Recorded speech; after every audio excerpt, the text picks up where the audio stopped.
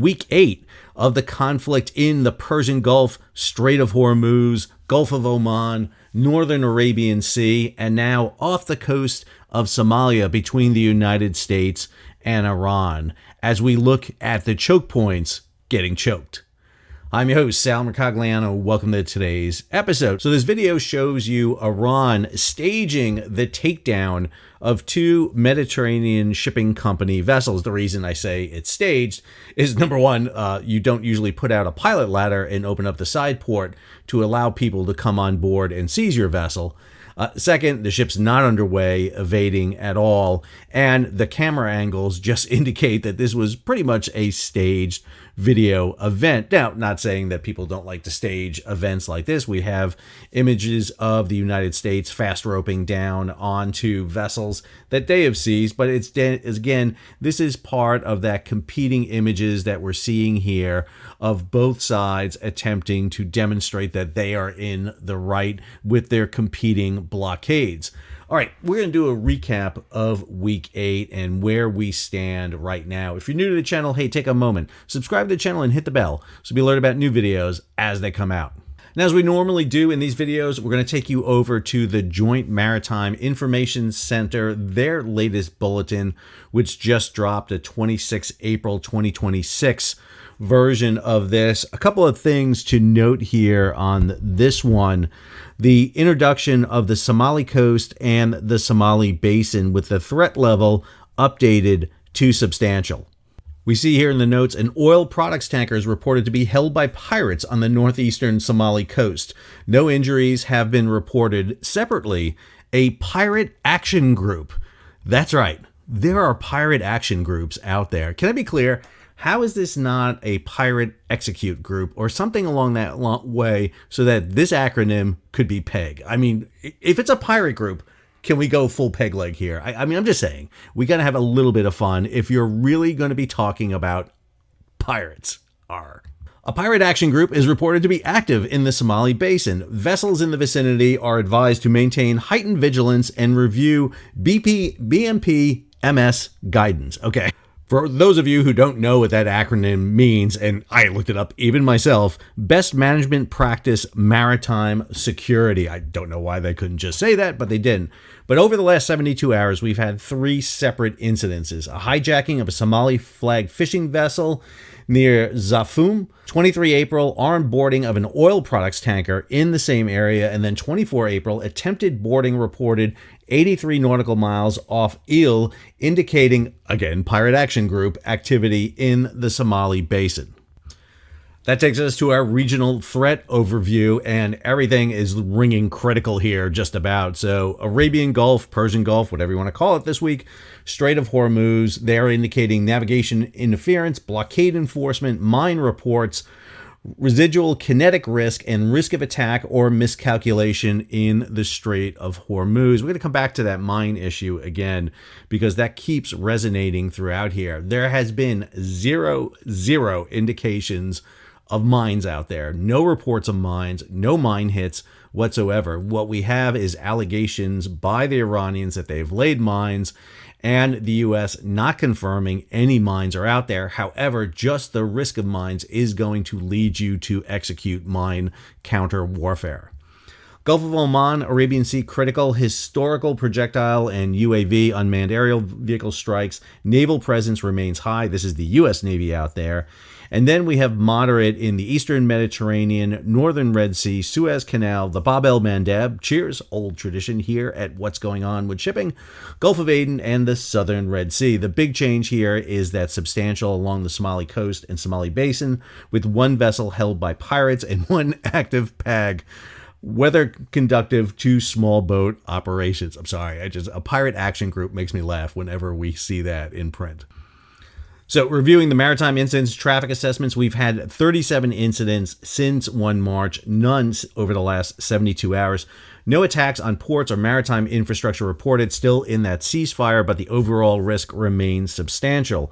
Historical trends average about 138 vessels a day. On 23 April, we had 7 transits. 24 April, 14, and then just 4 transits on 25 April. The Bab el-Mandeb, this is the strait between the Red Sea and the Gulf of Aden, between Africa and the Arabian Peninsula. 50 vessel transits in the past 72 hours. That's still well below the pre-2023 baseline when the Houthis started their attacks. No changes, we note, in port and anchor congestion and global navigation, ship systems, and AIS interference. No change.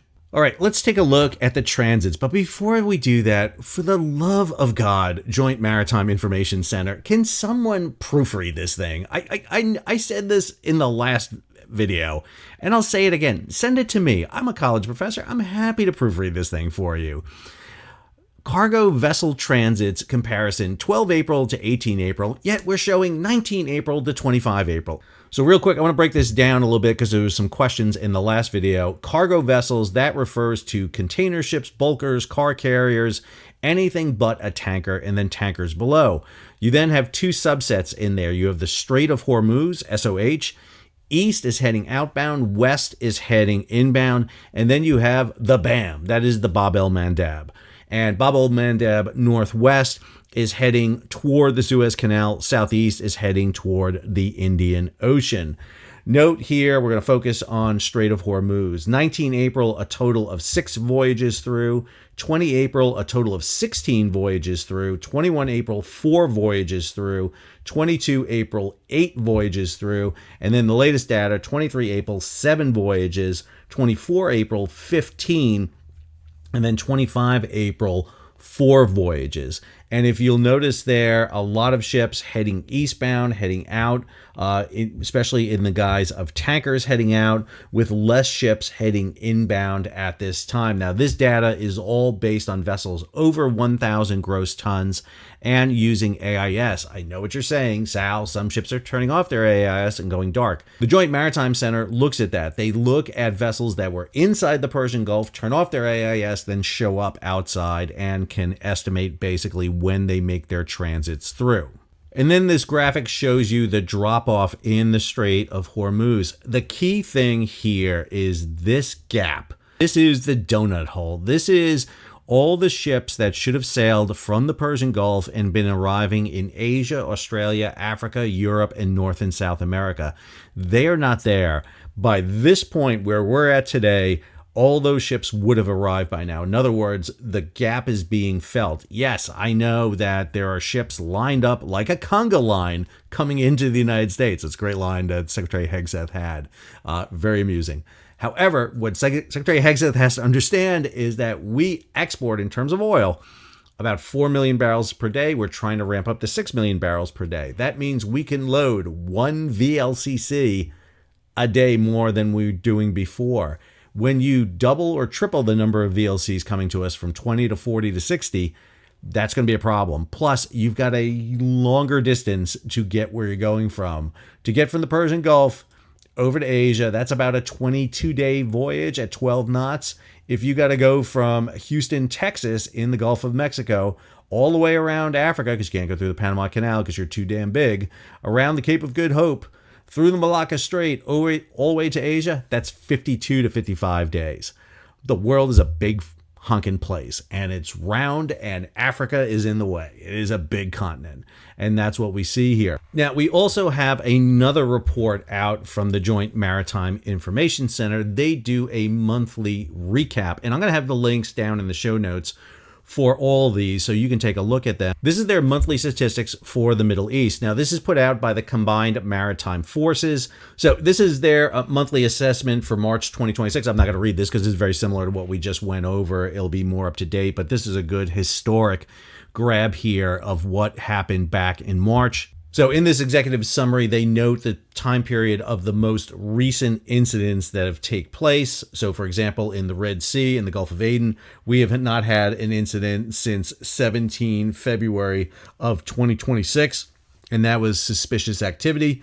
In the Indian Ocean and off the coast of Somalia, it was November of 2025. That has since been superseded, as we talked about, with an attempted pirate attack against a tanker. And then we have the myriad of incidents that took place in March in the Arabian Gulf, the Strait of Hormuz, and the Gulf of Oman. This is your monthly statistics of vessel transits, and here you note categorically where everything went badly in the Strait of Hormuz. You can see that cliff dive there from the number of transits they were having, over 4,000 transits a month downward there to almost nothing. The yellow line shows you the Cape of Good Hope.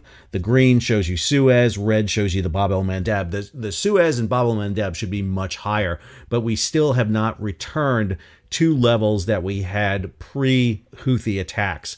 This is a key thing to think about, by the way, because as we keep talking about what happens if we reopen up the Strait of Hormuz, don't think for a moment everything returns back to the way it was, because we still haven't done that down in the Red Sea, the Gulf of Aden, and the Bab el-Mandeb. Cheers. So always interesting to see these heat maps of incidents. You'll see the number of incidents that took place on the left there in the region initiated by the Houthi, almost exclusively right there around the southwestern tip there of Yemen, where we saw almost all those attacks. And then on the right there, the most recent attacks that were executed in March by the Iranians against shipping. And then finally, the last 6 months with the number of incidents, you see very few incidents have actually taken place in the run-up to this until we hit March of 2026. This chart recaps all the Houthi-related maritime incidents, goes all the way back to November of 2023. Back in October of 2023, that's when we had the seizure of the Galaxy Leader by the Houthis. We saw those massive spikes in attacks back in December of 2023 and again in the summer of 2024. And then it curtailed, and we haven't had any attacks by the Houthi on shipping since September of 2025, but it still has not led to a return to normal shipping. And if you want to get graphic here and look at all the attacks initiated by the Houthi, they have it provided here for you, all 128 separate attacks initiated by the Houthi, and they're now doing the same for the attacks initiated by Iran against shipping. This covers the first ones you see here in March of 2026, from the Skylight down to the Aqua 1. So again, one of the things I always try to do is provide you with the information so that you yourself can go take a look at it. When people say things that sound a little weird on social media and on media in general, you can go check it. I firmly believe as a historian in having sources to check. All right, let's recap the past week in news. Again, we're going to use GCaptain here as our news source. There's a lot of great sources out there to go look at. I like using GCaptain for this format because I think they hit most of the major stories that are out there. Strongly recommend, if you want it, go follow GCaptain. The other ones I recommend: Maritime Executive, Lloyd's List, Splash 24/7, Tradewinds, Freight Waves. There's a ton of them. Journal of Commerce. There's a ton of them. Now, some of them have paywalls and it's difficult to get through them, and they're very pricey and expensive. One of the things I use my support from my Patreons and viewers to do is subscribe to those so I have access to them. All right. So we start off on April 19th. Now, my last recap started on or ended on April 19th, but things happened on April 19th. In particular, the U.S. decided to seize an Iranian container ship, the Tuska. And so I did not have that in there. I also got that video out a day or two late, and so it made it kind of weird. My apologies. Try to get this video out on time so that hopefully there's not a lot happening, but I got to tell you, you never know with these two sides at this conflict. Now we got more information from General Kane, chairman of the Joint Chiefs of Staff. The U.S. initiated warnings against the Tuska. Tuska was heading toward the blockade line, heading back to Iran. The ship was suspected of carrying contraband. We had that whole list of what contraband is. It's provided by the Joint Maritime Information Center. The U.S. fired warning rounds across the vessel, then fired inert 5-inch shells into the engine space of the vessel. Now, I am not sure what they mean in the engine space of a vessel, Most of the engine is below the waterline here, so I'm not exactly sure where they popped holes into the side of this vessel. Plus, they were using inert rounds, so they're just literally popping holes in the side. They subsequently boarded the vessel, seized the vessel. I showed where it was the other day, the best we know. We don't know where Tuska is at this moment or where she is heading. But the key thing was Iran vowed retaliation, and they came through with that. So we get this story on 20 April. U.S. extends Russian oil wind-down license despite earlier pledge to let it expire. You may remember during the height of the U.S. attack along with Israel against Iran, one of the things the U.S. did, which was very strange, was they allowed sanctioned Russian oil and sanctioned Iranian oil, that's even more batshit crazy, to happen. Well, obviously the U.S. is not allowing sanctioned Iranian oil to sail anymore because of the blockade. However, the word was they were going to let that expire for the Russians, and Russian sanctioned oil would go back to being sanctioning. Well, that didn't happen. Instead, they are allowing this to extend. So now they're going to have a longer period of time in which you can grab Russian oil. And again, this is an effort to try to stabilize global oil prices around the world. The Trump administration is doing everything it can to do it. Obviously, the best thing would be to end the blockade and allow the resumption of trade. Same time, Iran has got to allow ships to go through too. So both sides back away from their blockade would be the ideal solution. But for some reason, I don't think peace in the Middle East is coming anytime soon. We have this story. U.S. forces boarded sanctioned tanker in Indian Ocean as Iran crackdown expands beyond Hormuz. So we talked about the takedown of the motor tanker Tiffany and the Majestic X, two ships that were illegally registered. What do I mean by illegally registered? Every ship has to have a flag off of it, and you just don't fly a flag. You have to go register in a country to do that. That country then has responsibility to ensure that the ships are meeting the criteria of the global international shipping agreements. So, for example, you're conforming to the Marine Pollution Act. You're meeting the requirements of safety of life at sea, SOLAS. You have enough lifeboats on board. Learned that lesson in 1912 when Rose killed Jack. There was enough room for Jack to get on that raft, but no, she wouldn't let him on. So instead, he drowns. Now you got to make sure there's enough lifeboats and life rafts to get on. It wasn't a life raft. It was a board or something. So these two ships were not properly registered. They were flying flags of countries. One was Botswana. I think the other one was Guinea. Both those countries admitted that they were not in the registry. Therefore, they're falsely flagged. And under Article 110, Section 1D, you're allowed to board them. I really got to get a friggin' life. The fact that I know that off the top of my head is discouraging. But if you're stateless, you're a lawless vessel, you're a pirate, you can be boarded, and that's what's happened here. The U.S. is doing the same exact thing they did against the Venezuelan tankers that were stateless vessels.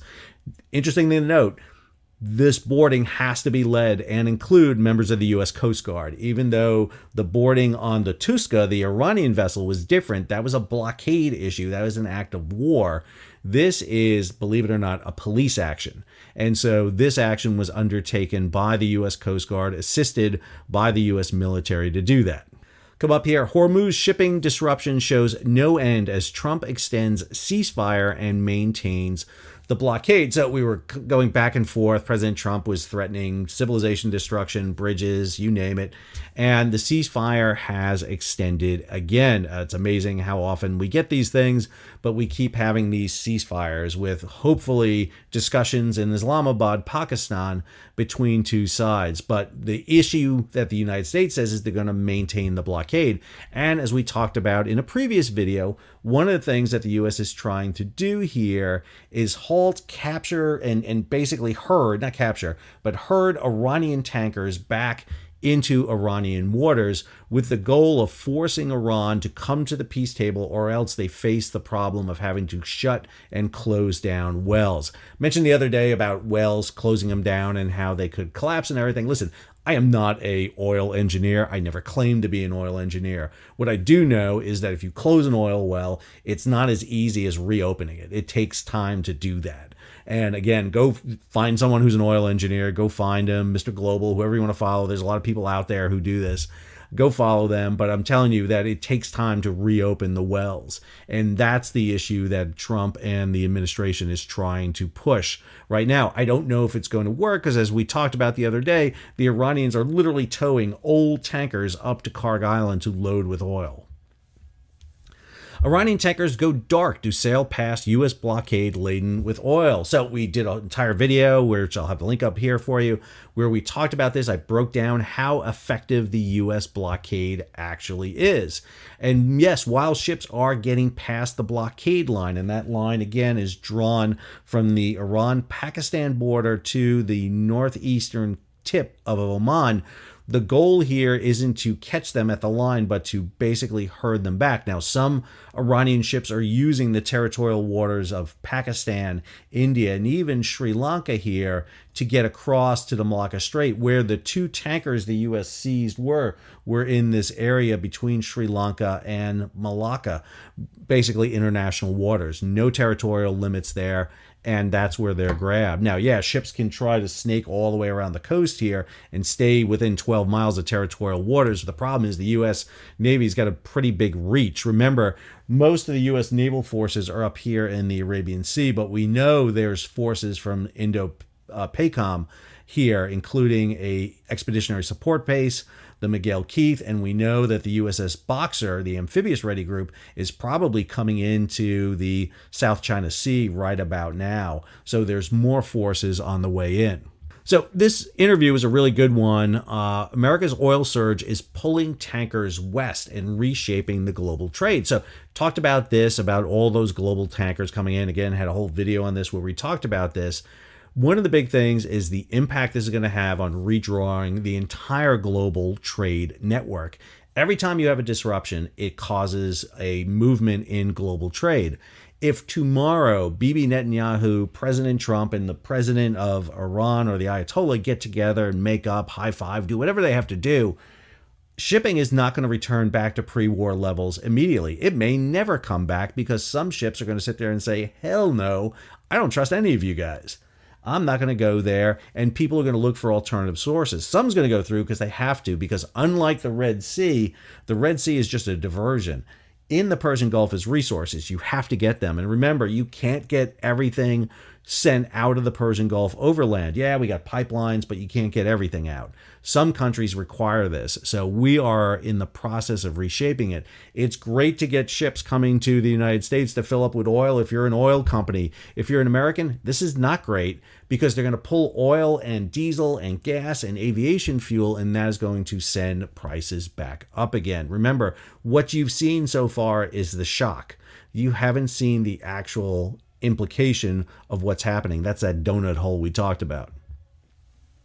Iran seizes 2 ships in Hormuz after Trump halts attacks indefinitely. So this was an interesting story. There was a fleet of Mediterranean shipping company vessels that were heading out.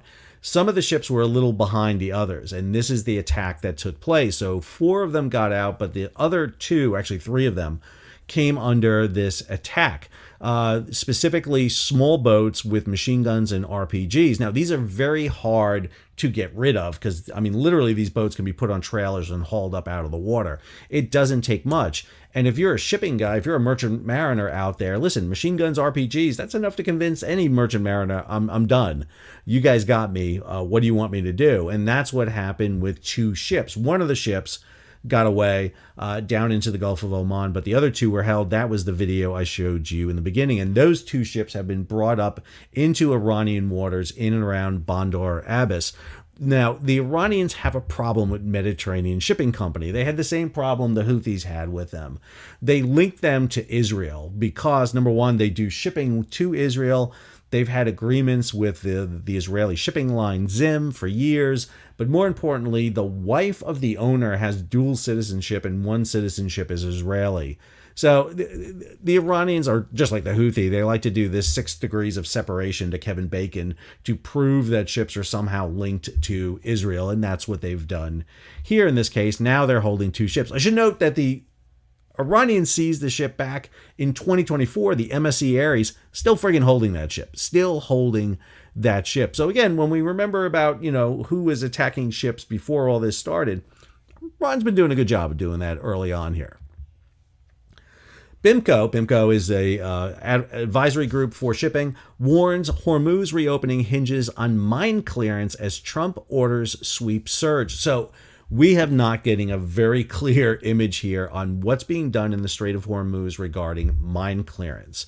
So there was a Washington Post story, I think it was, that quoted a Pentagon official that said it's going to take 6 months to clear the Strait of Hormuz.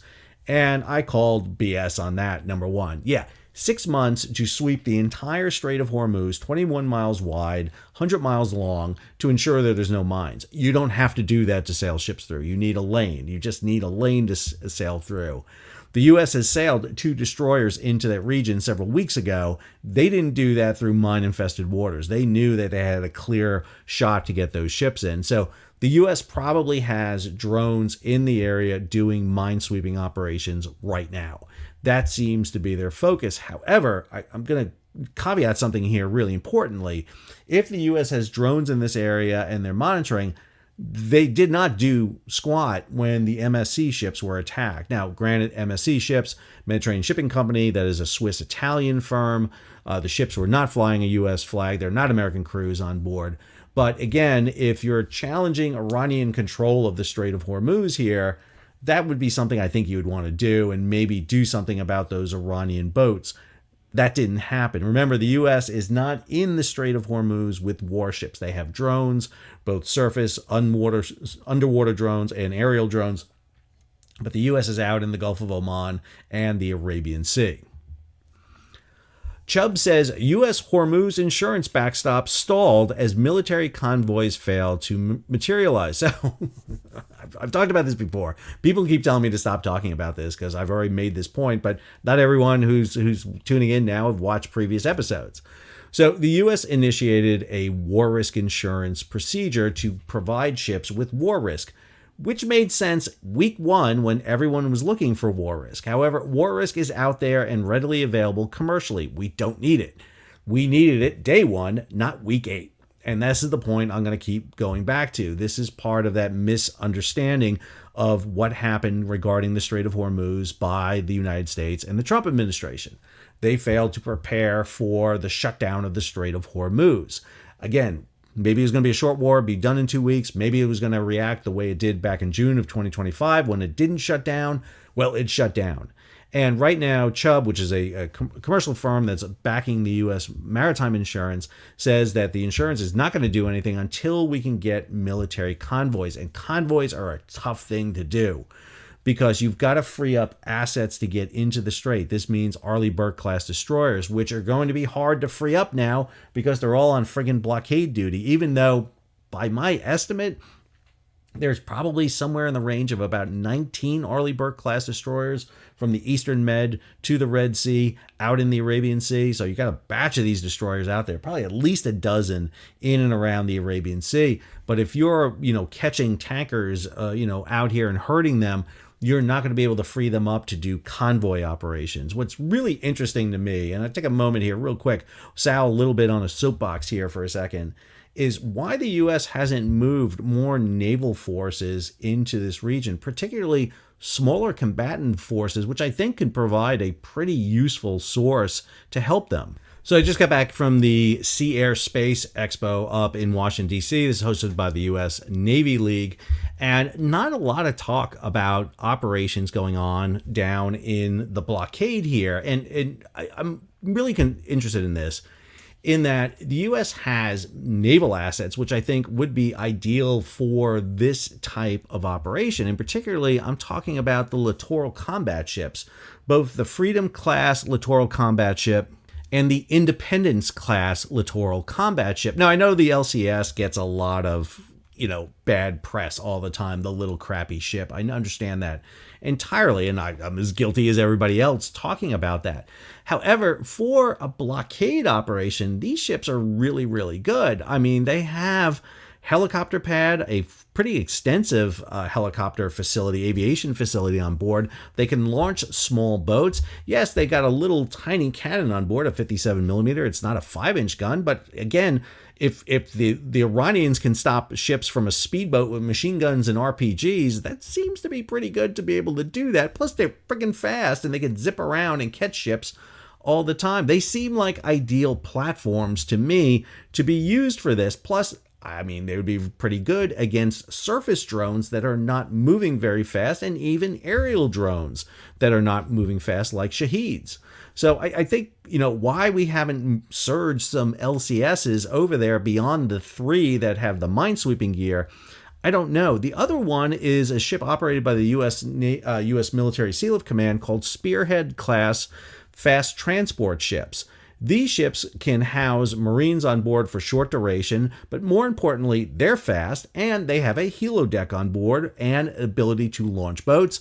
This is another platform that can actually expand the reach of the Amphibious Ready Group. Right now, the Amphibious Ready Group has 3 ships with it, but if you had 3 or half a dozen EPFs with you, you can spread them out, act like lily pads, and cover much greater area. The problem is that the Military Seal of Command has had to take almost all the Spearhead class out of service because of lack of crews. So anyway, just a little bit of a diversion there, but one that it's been in the back of my head that I've been working on a paper for that I've been thinking about. Anyway, just thought I'd share that with you. All right, April 24th, Iran conflict premium fades from Asia-Europe box rate. So one of the videos I got coming up here this week is a What the Ship, where we recap the top 5 maritime stories.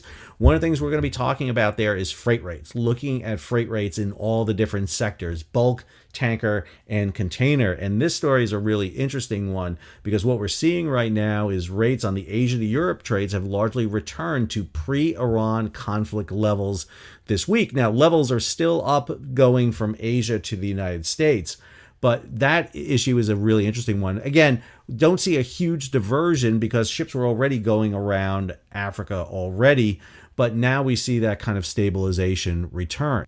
This story, Pentagon Chief Hegseth says U.S. blockade on Iran going global.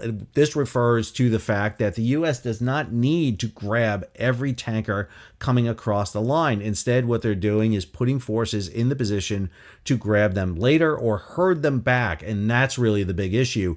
At the port of Chabahar off the Iran-Pakistan border, that port is filling up with Iranian tankers loaded with oil. They can't get out. They've been turned around and brought back in. That is a big problem for Iran. This story, White House extends Jones Act shipping waiver to August. Again, the White House is doing all it can to keep gas diesel prices at the pump down. Kevin Hassett, the economic advisor for the White House, hates the Jones Act, despises it, and is using this as an advantage to go ahead and do it. The problem with this is it's not saving any money. It isn't. Instead, what you're having is foreign tankers coming in and charging absolutely ridiculous rates to move fuel around the United States. And understand the reason they're moving fuel around is a couple of reasons. Number one, they're moving crude oil up into refineries into the Mid-Atlantic and the Northeast, so it could be refined into gas and diesel, which sounds great, except until you realize that gas and diesel is going to be shipped overseas. And it's still going to drive up the cost of fuel in the United States. I think this raises a more interesting question in that if we're waiving the Jones Act, we need more U.S. flag tankers. I can say that because I talked about that in the logistics episode I did, where we're using U.S. flag tankers to support the naval forces in the Indian Ocean, and we don't have enough of them. So we desperately need to start building new tankers in the United States. And I think we need to start thinking about how we propel those ships. I'm thinking maybe nuclear power. But anyway, that's a whole different topic there. U.S. targets major Chinese refinery and ships in escalating crackdown on Iran's oil trade. So the U.S., as part of this economic version of Epic Fury, has started a economic fury, which is a campaign against Tehran and their ability to feed fuel across the global system. And now the U.S. is initiating sanctions against them. This is an interesting escalation of what has been happening with this war. It's another mechanism that allows the U.S. to target particularly those stateless dark fleet tankers that are moving the oil out there. Panama Canal pushes back on line jumping claims as auction slot prices surge. So LNG is flowing out of the United States. Liquefied natural gas, oil, refined product, out of the Gulf, through the Panama Canal, and across to Asia. Matter of fact, there was a story today about the arrival of a tanker in Japan from Texas. Never would make the news, ever, but it does this time because they needed the 900,000 barrels of oil that came in. It was really crucial about that. The problem is that ships like that, the Otis is its name, a very unassuming name, the Otis. But to get ships like the Otis through the Panama Canal or big liquefied natural gas carriers, you got to use the new lane of the Panama Canal, the lane that opened in 2016. That lane can handle about 10 ships a day. And the problem is that lane backs up. It backs up with shipping. And one of the things that the Panamanians did, they learned this when the low water hit the Panama Canal and they had to cut back on ships, is they will bid off slots. You will have an open bid. Who wants to pay the most to go through the canal that day?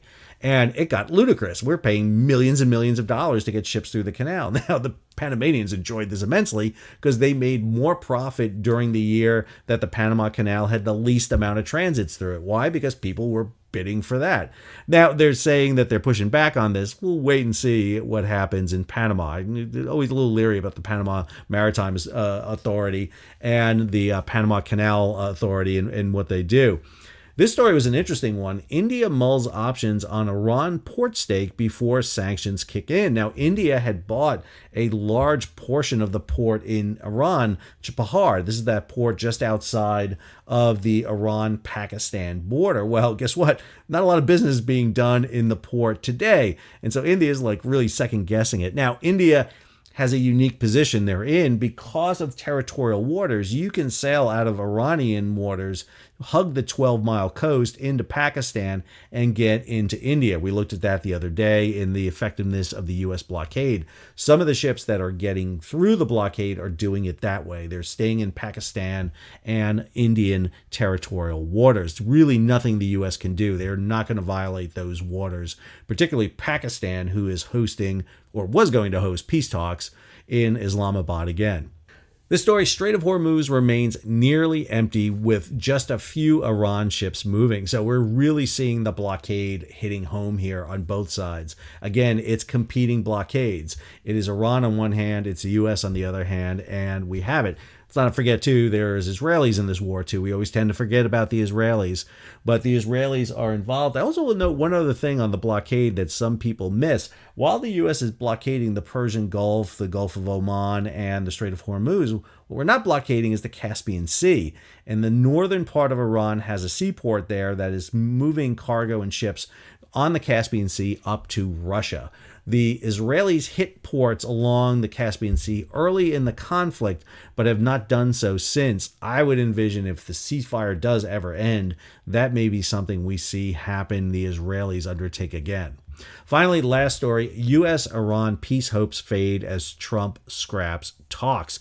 So this is just a few hours ago that this story came out.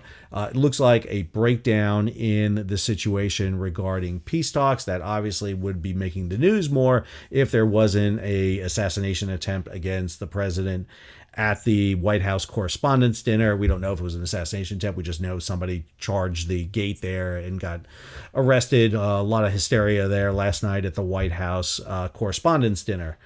All right, your recap. A lot to look at there. I apologize. Covered a lot of material there. But again, trying to put these weekly recaps together while the information is fresh and get it out there so you can take a look at it and you can evaluate it. Again, try to do my best to be as unbiased as possible. However, I am a red-blooded American, and every individual has biases. And the best thing you can do to defeat biases is watch and view as many different sources as you can. I tell my historians that when I teach them. I am telling you that as a consumer of information. If you're getting your source from a single place, that's not good.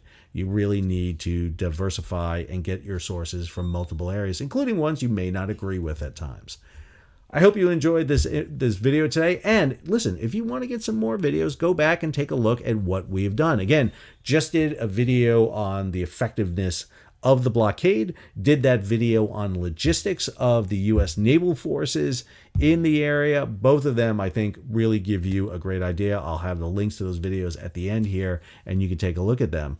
If you can, support the page. How do you do that? Well, you can hit the super thanks button down below. You can give the video a big thumbs up. You can subscribe and like to the channel. You can share it across social media. And if you want, you can become a patron of the channel and support the channel so that I can get those news sources that we talked about. You become a monthly or yearly supporter of the channel. You also get these videos on Patreon without the commercials from YouTube.